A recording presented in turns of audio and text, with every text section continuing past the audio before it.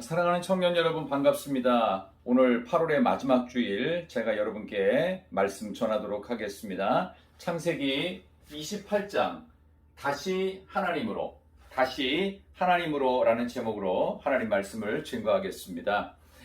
오늘 이 창세기 28장은 굉장히 중요한 야곱이 하나님께 소명을 받게 되는 장면으로 들어가는 그 시작이라고 볼 수 있는데요. 오늘 본문의 말씀을 22절까지 여러분이 좀 전에 읽으셨는데 이 내용 잘 보면 크게 두 단락으로 나눠져 있습니다. 첫 번째는 집을 떠나는 아들 야곱에게 나이 많은 아버지 이삭이 축복하고 당부하는 이야기가 나오고, 또 하나는 11절부터 마지막 10절부터 22절까지 실제로 야곱이 길을 떠나서 광야에서 밤을 보내게 되는데, 그 광야에서 보낸 밤 속에 전능하신 하나님이 야곱을 만나 주신 크게 두 가지 이야기로 오늘 본문의 말씀을 전개할 수 있겠습니다.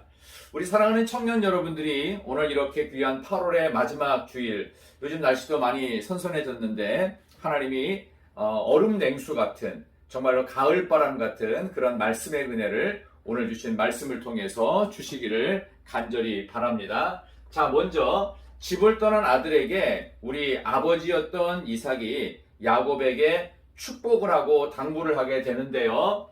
그렇다면은 아들 같은 경우에도 사실은 형을 속이고, 야곱도 형을 속이고 축복을 가로챈 거죠. 사실 이것도 실패고, 아버지도 장자에게 물려줘야 될 그 축복을 동생에게 물려줬기 때문에 사실 그것도 실수입니다. 물론 두 쌍둥이가 태어났을 때 하나님의 복주심은 분명히 어긋나서 야곱에게 장자로서의 축복을 주신다고 하셨지만, 사실 실패는 실패인 겁니다. 바로 이러한 실패를 했다면 다시 하나님께로 돌아가야 된다라는 메시지를 갖고 첫 단락 9절까지의 내용을 먼저 보도록 하겠습니다. 지금 우리는 창세기 28장 다시 하나님으로 라는 말씀을 계속해서 제가 증거하고 있습니다. 자, 집 떠나는 아들에게 이렇게 실패한 모습으로 떠나가는 이 아들을 위해서 생각해 본다면, 여러분, 깨지고 실패했을 때 가장 이상적인 교훈이 하나 있습니다. 여러분이 잘 아는 깨진 유리 파편을 이란 이라크 지역에서는요, 이 깨진 유리 조각을 어떻게 활용할까 하다가 어떤 사람이 장인의 손에 빌려서 이 너무나도 귀한 유리인데, 지금은 흔하지만 예전에는 굉장히 귀했던 유리를 어떻게든 좀 재생시켜 볼 게 없을까 싶어서 거기다가 색깔을 칠하고 거기다가 뭔가를 붙이고, 그래서 그 유명한 스테인드 글라스가 탄생하게 됩니다. 스테인드 글라스의 탄생은 깨진 유리 파편에서 시작됩니다. 깨어진 우리의 인생도 장인이신, 우리의 가장 완벽한 장인 대신 하나님의 손에 붙잡히면 깨진 유리 파편 같은 인생도 하나님께서 위대하게 사용하실 줄 믿습니다.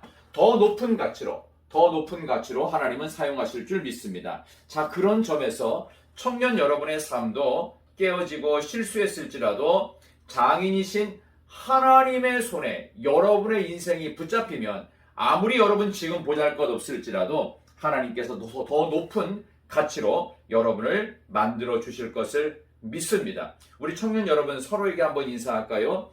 하나님의 손에 붙잡히면 하나님께서 위대하게 사용하십니다. 그렇습니다.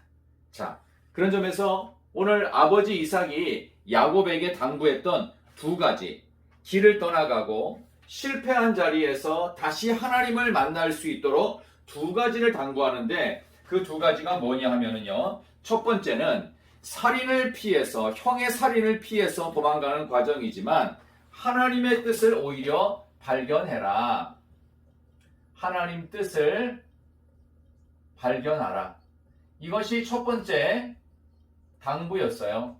그리고 또 하나는 뭐냐 하면요, 전능하신 하나님을 만나라는 거예요. 전능하신 하나님 만나라.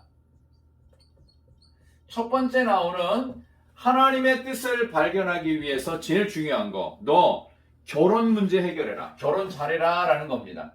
그래서 결혼을 할 때 아무하고와 결혼하지 못하고 오늘 본문의 말씀을 잘 보면 이렇게 돼 있어요. 하나님께서 분명히 내게 복 주시고 생육하고 번성해서 여러 민족을 이루게 하시는데 어디 가서 아내감을 구하느냐 하면요. 분명히 이렇게 4절에 기록되어 있죠. 너와 너와 함께한 내 자손에게도 하나님이 아브라함에게 주신 땅, 곧 내가 거류하는 땅을 내가 차지하게 하시기를 원한다 라고 하면서요. 1절에 이삭이 야곱을 불러 축복하고 당부하고 너는 가나안 사람의 딸들 중에서 아내를 맡지 말고 2절 보세요. 일어나 밧단 아람으로 가서 내 외조 묻 부두엘의 집에 이르러 거기서 내 외삼촌 라반의 딸 중에 아내를 맞이하라. 이렇게 기록되어져 있습니다.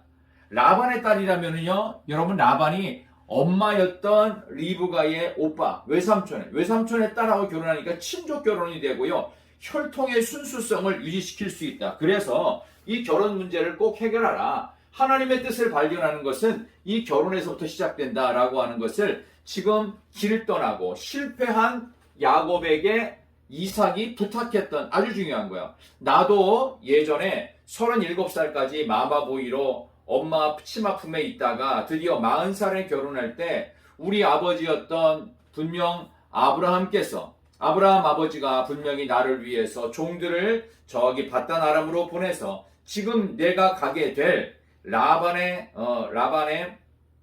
여동생인 너의 어머니 리브가를 데려와서 만났던 것처럼 너도 그 외삼촌 라반의 딸들 중에서 소생 중에서 결혼을 해야만 하나님의 뜻을 인생에서 발견할 수 있다. 두 번째는 살아가면서 전능하신 하나님을 만나라. 이렇게 당부하고 있습니다. 그래서 하나님께서 이 결혼을 통해서 축복의 기회를, 여러분 청년들의 결혼을 통해서 하나님이 특별히 축복의 기회를 주실 줄로 믿습니다. 또 하나는 전능하신 하나님을 만나라는 얘기입니다. 여러분, 전능하신 하나님을 만난다는 이야기 3절에 보면 전능하신 하나님이 내게 복을 주시고 내가 생육하고 번성하게 하여 내가 여러 민족을 이루게 하시고 아브라함에게 허락하신 복을 내게 주시되 너와 함께 내 자손에게도 주사 하나님이 아브라함에게 주신 땅 곧 내가 거류하는 땅을 내가 차지하게 하시기를 원하노라. 아멘. 전능하신 하나님께서 땅의 축복도 주시고 자손의 축복도 주신다. 그런 얘기예요. 여러분, 하나님은 전능하신 분입니다. 종교개혁자인 마르틴 루터의 아내가 자기 남편 마르틴 루터가 너무 상심에 빠지고 힘들어하니까 어느 날은 안 되겠다 싶어서 퍼포먼스를 하나 벌입니다. 까만색 상복을 차림으로 입고 와가지고는요, 자기 남편 앞에서 딱 서서는 본인이 더 엉망인 모습으로 이렇게 얘기했어요. 여보, 하나님이 죽었어. 여보, 하나님이 분명히 죽었어. 하나님은 안 계셔. 하면서 절망에 아주 나락에 떨어지는 말을 했어요. 그러니까 갑자기 남편이 깜짝 놀랐죠. 아니, 그게 무슨 얘기냐고 하니까 하나님은 분명히 죽었다고. 아니야. 하나님은 죽으신 분이 아니야. 살아계신 분이야. 아니야. 하나님은 죽었어. 당신이 이렇게 절망 속에서 헤어나오지 못하고 있는 걸 보니까 하나님은 분명히 죽었다고 경종을 울렸습니다. 이때 마틴 루터가 정신을 번쩍 차리고 돌아가신 하나님이 아니라 살아계신 하나님, 전능하신 하나님을 만남으로 그는 종교개혁의 그 위대한 역사, 목숨 건 역사를 완성할 수 있었어요. 여러분의 인생에도, 우리 청년들의 인생에도 실패했던 야곱과 같이 다시 하나님, 어떤 하나님? 전능하신 하나님, 그리고 다시 하나님, 그분의 뜻을 발견하기 위해서 결혼을 위해서도 기도하시고요. 우리 인생 가운데 전능하신 하나님을 만남으로 모든 문제를 새롭게 해결할 수 있기를 바랍니다. 그래서 그때 마틴 루터가 했던 유명한 말이 거기 있죠. Let God be God. 하나님으로 하나님이 되게 하라. Let God be God입니다. 하나님으로 하나님 되게 하라. 하나님은 언제나 하나님이셨어요. 근데 우리는 하나님을 하나님 되지 못하게 만들고 있다는 얘기입니다. 여러분, 하나님은 전능하신 분이십니다.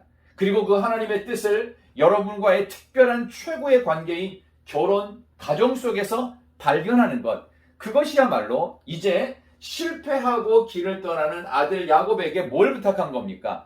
가정을 이루라는 겁니다. 결혼해서 가정을 이루어서 아들이었던 야곱이 이제는 뭐가 되는 거예요? 남자가 되는 것이 아니라 이제는 결혼을 통하여 아버지가 되라는 하나님의 뜻을 발견하는 거예요. 그 하나님은 전능하신 하나님이십니다. 졸지도 않고 주무시지도 않는 위대하신 하나님, 그분을 만나는 우리 사랑하는 청년들 되기를 바랍니다. 한편 이 야곱에 대한 이야기는 이렇게 아버지가 당부하고 축복해서 이렇게 바단 아람으로 보내요. 그러면 그 뒤에 있던 에서, 이 에서는 어떻게 됐을까 궁금하지 않습니까? 뭐 저만 궁금한 건 아니죠. 이 에서의 일생도 참 정말 롤러코스터 같이 아주 좌충우돌합니다. 아브라함의 조카였던 롯 못지 않아요. 자, 그렇다면 여기서 에서의 인생이 어떻게 됐을까? 과거에는요, 야곱이 에서를 늘 눈여겨봤어요. 아버지였던 이삭은 형 에서를 불러가지고 이리 와라 한번 만져보자 하면은 형의 북숙북숙한 털을 이렇게 만져보면서 야, 이게 남자지, 역시 내 아들 에서야, 이렇게 하면서 형에 대한 부러움, 형이 사냥을 나가면 사냥해서 뭐가 좋으나, 형이 배고프면 혹시라도 장자권을 뺏을 수 있지 않을까. 오히려 과거에는 에서를 흠모하고 쳐다보는 야곱이었다면, 이제 장자의 축복권을 먼저 아들이었던 동생이었던 야곱에게 가고 난 이후 에서의 인생이 완전히 달라집니다. 어떻게 달라지느냐? 첫 번째, 오늘 성경 본문에 6절, 8절 보면 이렇게 되어 있어요. 에서가 본즉 이삭이 야곱에게 축복하고 이제 바단 아람으로 보내는 장면. 8절 또 에서가 또 본즉 또 본즉. 이제 에서가 누구를 봐요? 에서가 야곱을 보는 거예요. 과거에는 야곱이 에서를 봤는데 이제는 에서가 야곱을 6절과 8절에 본즉 또 본즉 하면서 이제는 위치가 바뀌어버립니다. 보는 대상과 보는 주체가 달라져요. 에서가 야곱에 대한 시기심과 야곱에 대한 부러움을 끊임없이 형이 갖게 되는 그 모습을 볼 수 있어요. 자, 이 정도 됐다면 아버지께 혹은 하나님께 이 에서가 나가서 하나님, 제가 과거에 하나님의 뜻을 모르고 전능하신 하나님을 만날 생각도 못하고 이제는 제가 장자의 축복도 빼앗겼지만 하나님, 저도 이삭의 아들이고 아브라함의 자손이니까 저에게도 복을 주세요. 제가 어떤 길을 걸어가야 될까요? 제가 혹시 실수해서 해쪽 속에 예쁜 여자들과 결혼한 것이 우리 부모님 마음에 안 들었다면 그것도 회개를 할까요? 라고 에서가 하나님께 돌아왔다면 얼마나 좋았겠어요. 근데 에서는 돌아오지 않습니다. 그 다음에 어떻게 하느냐? 오히려 보고 또 봐도 야곱에게만 축복이 집중되는 것을 보고 에서는 거기서 반발을 하게 됩니다. 어떻게 반발하느냐? 그러면 우리 친족이었던 우리 할아버지 때 이스마엘이라고 하는 이 사람이 있잖아요. 이스마엘의 딸이었던 마할랏이라고 하는 여자를 데리고 옵니다. 그래서 이 에서가 이스마엘의 딸과 결혼을 해버립니다. 이스마엘의 딸과 결혼을 해버려요. 그런 일이 벌어지면서 에서는 결국 하나님의 뜻도, 전능하신 하나님을 만나는 일도 무시하게 됩니다. 에서야말로 정말로 일회성인 사람입니다. 일회성에 충족했던 사람이고 또 충동적인 인생을 살았던 사람이고 하나님의 뜻에 대해서는 전혀 모르는 사람이 바로 에서였다는 것을 우리는 알 수가 있겠지요. 여러분의 모습은 어떻습니까? 여러분 분명히 실패할 수 있습니다. 얼마든지 실패할 수 있어요. 그러나 실패했어도 다시 하나님께로 돌아가는 야곱의 모습이 될 수 있다면 괜찮습니다. 그러나 실패했을지라도, 분명 에서도 실패했어요. 그러면 에서가 어떻게 해야 돼요? 하나님께 갔으면 좋았을 텐데 안 갔지요. 오히려 자기의 뜻으로 일회적이고 충동적인 모습으로 자기 뜻을 만났어요. 결국 자기 뜻이 아닌 하나님의 뜻을 발견하는 자, 그리고 우리에게 아무 상관없이 돌아가시거나 안 계시거나 무능력한 하나님이 아니라 전능하신 하나님, let God be God, 하나님으로 하나님이 되게 하는 그런 청년들이 될 수 있다면 실패의 자리에서 하나님의 뜻을 기억하고 실패의 자리에서 전능하신 하나님을 만나게 해주세요. 하나님 나를 만나주세요. 하나님의 뜻을 발견하게 해주세요. 이렇게 고백함으로 우리의 인생이 실패에서 다시 하나님으로, 실패에서 다시 하나님으로 가는 실패 속에 역전의 승리가 있는 사랑하는 청년들의 이번 한 주간 되시기를 진심으로 축원합니다. 자, 연이어서 이제 10절부터 그 다음 22절까지의 내용을 보면 이제 야곱이 어떻게 해요? 길을 떠나게 됩니다. 야곱은 이제 실패의 자리에서 바단 아람으로 이제 광야의 길을 떠나게 됩니다.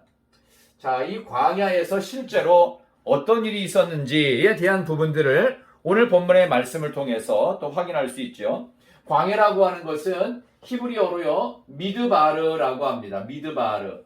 이 미드바르라고 하는 이 광야는요, 아무것도 없는 곳입니다. 두려움이 있습니다. 공포가 있습니다. 수치심이 있고요. 죄책감이 있는 그런 곳입니다. 이 광야에 어떻게 해요? 홀로 서 있어요. 우리 그런 찬양 있죠. 왜 나를 깊은 어둠 속에 홀로 두시는지, 어두운 밤은 왜 그리 길었는지, 나를 고독하게, 나를 낮아지게, 세상 어디도 기댈 곳이 없게 하셨네. 광야에 서 있네. 주님만 내 도움이 되시고 주님만 내 친구 되시는, 주님만 내 친구 되시는 광야. 광야에서라는 찬양 제가 잠깐 불렀는데요. 여러분들, 야곱이 아무것도 없는 광야에 홀로 기댈 곳도 없고 의지할 곳도 없어요. 여기서 돌베개를 베고 잤다고 그랬잖아요. 돌베개를 뱄는데 이 돌베개가요, 휴식용이 아니에요. 이 돌베개는 뭐 하는 데 쓰는 거냐 하면요, 이건 호신용이에요. 호신용. 밤에 야생 짐승들이 청거를 합니다. 그럼 야생 짐승들을 뭘로 대항하고 뭘로 공격할 수 있어요? 자고 있던 돌베개, 베고 있던 그 돌베개를 갖고 공격하기 위해서 자기 호신용으로, 그러니까 잠을 자도 이 광야에서 잠잔다라고 하는 것 자체는 불안함이에요. 걱정이에요. 무서움이에요. 공포예요. 그런 광야에서 있었지만 광야에 아무것도 없습니다. 그러나 유일하게 한 가지가 있습니다. 그게 바로 하나님 말씀. 그래서 미드바르에서 나바르의 말의 뜻이 뭐냐면 말씀입니다. 아무 소리도 들리지 않고 내 주변에 아무것도 없을지라도 홀로 서 있고 기댈 곳이 없는, 유일하게 나만 있는 것 같은 외로움 속에 하나님의 말씀인 다바르가 세미한 음성으로 더 선명하고 정확하고 크게 들리는 홀로 서 있는 광야. 야곱이 거기서 광야에 밤을 보냅니다.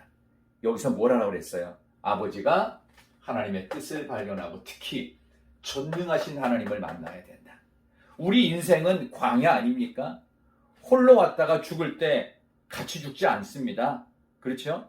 혼자 죽어요. 그렇다면 광야 같은 인생의 이 밤에 우리가 뭘 해야 되겠어요? 제일 중요한 것, 전능하신 하나님 만나는 일. 광야의 밤에 전능하신 하나님이 정확하게 만나 주셨어요.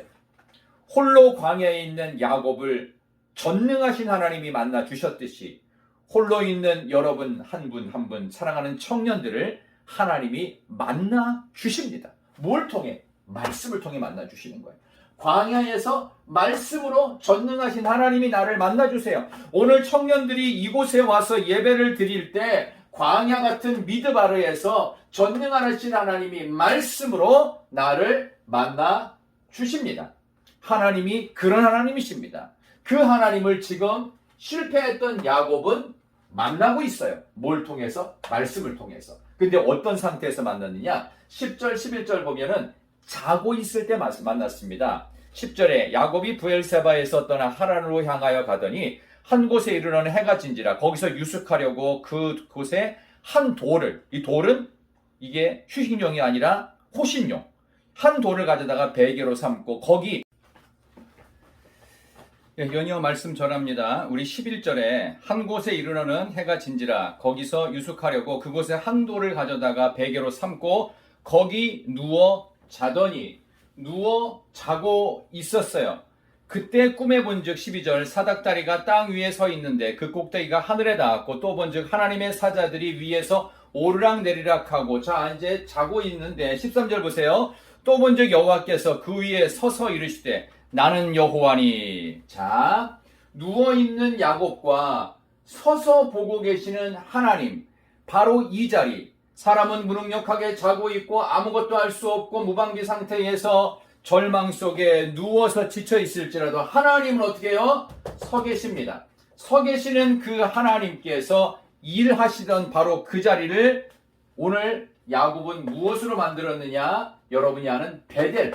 베델의 하나님이 바로 이런 하나님입니다. 나는 지쳐 쓰러져 자고 있고 누워있고 아무것도 없는 무방비 상태에 있을지라도 하나님은 서서 나를 위하여 일하시는 하나님, 그분이 바로 베델의 하나님. 우리는 절망 가운데 아무것도 할 수 없을 때, 무기력했을 때 베델의 하나님을 만나는 축복이 있기를 진심으로 축원합니다. 청년들에게 베델의 축복, 베델의 하나님을 만나는 축복이 있기를 진심으로 바랍니다. 자, 연이어서 중간에 12절 보면 하나님의 사자가 오르락 내리락 하고 있었다라는 표현이 있어요. 유명한 말씀인데 이거를 일반적으로 해석할 때 이렇게 해석을 해요. 천사들이 오르락 내리락 한 거니까 오늘 지금 야곱 이야기 아닙니까? 야곱을 위해서 오르락 내리락 했을 것이다. 무기력하게 누워서 지쳐 쓰러져서 호신용 베개를 베고서 자고 있는 그를 위해서 아마 그가 절망 중에 아마 속으로 기도했을 거다. 하나님 살려주세요. 죽을 것 같아요. 나 미치겠어요. 라고 했는데 하나님께서 그때 기도를 들어주셔서 하나님의 사자가 기도를 갖고 오르락 내리락 했다. 물론 이 말도 틀린 말은 아니고 문학적으로는 그럴듯합니다만은 우리 바울 신학의 권위자였던 세계적인 신학자 우리나라 김세윤 박사 이렇게 턱에 아주 수염이 잔뜩 있는 털보 박사님이에요. 근데 그 박사님이 이 부분을 이렇게 해석했어요. 요한복음 1장 51절 예수님도 이걸 그대로 인용하셨는데 이걸 이렇게 해석해서 한번 들어보세요. 이 야곱의 이야기예요. 지금 야곱 그는 속이는 자요 성질이 더럽기로 악명 높은 사람인데 그 악명 높은 야곱을 베델의 하나님께서 사용하셔서 베델의 하나님이 악명 높은 야곱을 붙잡으셔서 놀라우신 일을 이루신다는 소문이 나니까 하나님의 사자가 오르락 내리락 하며 호들갑을 떨고 있더라. 그럴듯하죠? 그러면서 이게 웬일이야?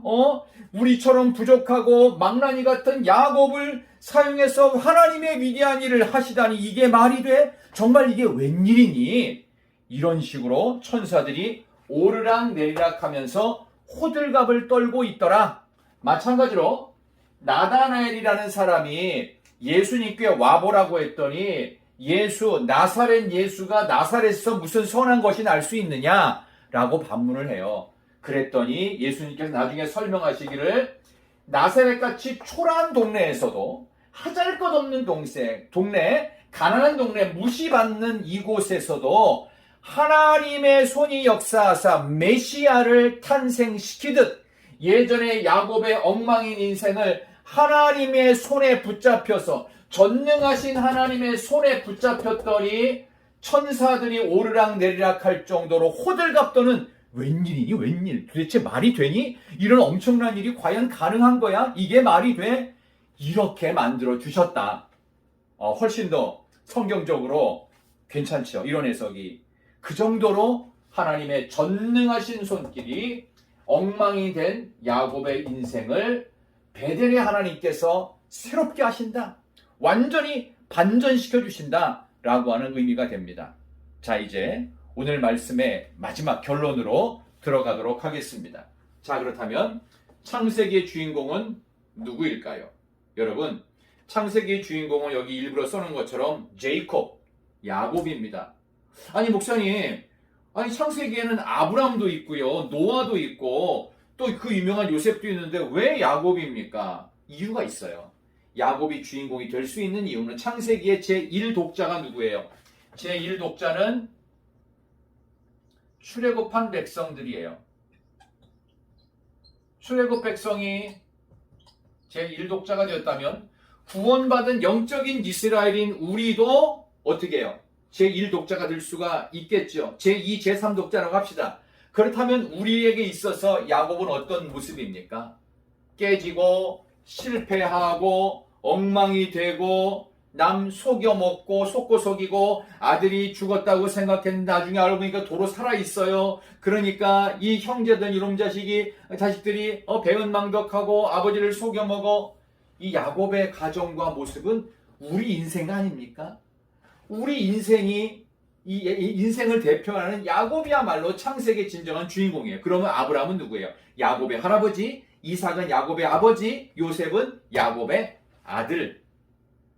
우리의 아버지도 할아버지도 우리의 자녀들도 참 우리의 모습을 많이 닮아 있습니다. 엉망이 되고 부족하고 깨진 모습 말입니다.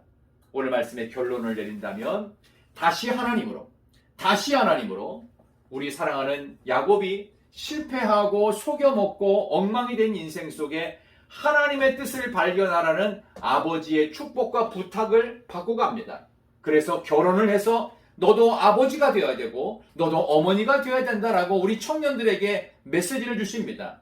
그리고 하나님을 만나야 되는데 어떤 하나님? 전능한 하나님. Let God be God. 하나님으로 하나님 되게 하는 바로 그러한 하나님께서 우리를 아버지가 되게 하고 어머니가 되게 하는 결혼의 위대한 역사로 우리를 바꾸어 가신다는 겁니다. 그 전능하신 하나님의 손길에 의해서 엉망이었던 야곱도 미천했던 나사렛에서 메시아의 탄생도 베델의 하나님으로 만들어 가실 줄 믿습니다. 야곱의 모습은 우리와 너무나도 많이 닮아 있습니다. 아니, 우리가 야곱을 닮아 있습니다. 이번 한 주간도 우리 사랑하는 청년 여러분들께서 한 사람 한 사람 야곱과 같이 홀로 광야에 있을 때 말씀으로 만나주시는 그 하나님의 은혜가 있기를 진심으로 소망합니다. 우리 이런 찬양이 생각나는데요. 왜 나를 깊은 어둠 속에 홀로 두시는지 어두운 밤은 왜 그리 길었는지 나를 고독하게 나를 낮아지게 세상 어디도 기댈 곳이 없게 하셨네. 광야에 서 있네. 주님만 내 도움이 되시고 주님만 내 빛이 되시는 주님만 내 친구 되시는 광야. 주님 손 놓고는 단 하루도 살 수 없는 곳 광야에 서 있네. 바로 이 광야에 밤이 있을지라도 실패하여 이곳으로 몰려갔을지라도 말씀을 통해 전능하신 하나님께서 저와 여러분 사랑하는 청년들을 이번 한 주간도 만나주시기를 진심으로 축원합니다. 기도하겠습니다.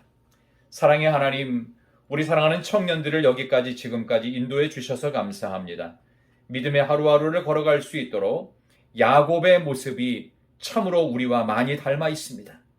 우리가 야곱의 모습과 너무나도 많이 닮아 있음을 생각하며 하나님께서 우리 사랑하는 청년들 한 명 한 명에게 주시고자 하는 귀한 말씀, 다바르의 말씀을 광야인 미드바르에서 전능하신 하나님으로 우리를 만나주사 하나님의 손에 붙잡힌 바 되면 우리는 베델의 하나님을 통하여서 엉망이 되고 실패하고 미천하고 보잘것없고 무기력한 인생이 위대한 인생이 되어 하나님의 사자들이 오르락내리락하며 이것이 웬일인가? 이게 웬일인가? 웬 기적인가? 웬 놀라운 일인가? 이렇게 말도 안 되는 일이 어찌 나에게 벌어져 있는가? 감탄하며 감격하는 그러한 청년들이 되게 하여 주시기를, 다시 하나님께로 돌아가는 청년들이 되게 하여 주시기를 예수님의 이름으로 기도드리옵나이다. 아멘. 사랑합니다. 축복합니다. 우리 다음 주에 만나요.